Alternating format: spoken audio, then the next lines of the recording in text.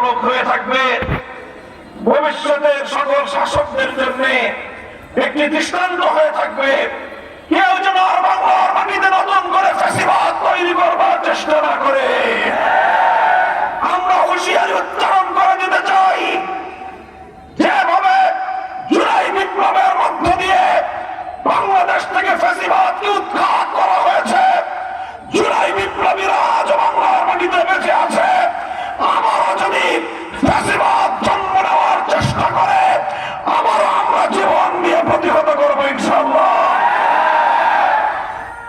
সংগ্রামী সাথী ও বন্ধুগণ, আজকে বাংলাদেশের মানুষ বিশ্ব দরবারে তারা পয়গাম দিয়ে দিয়েছে,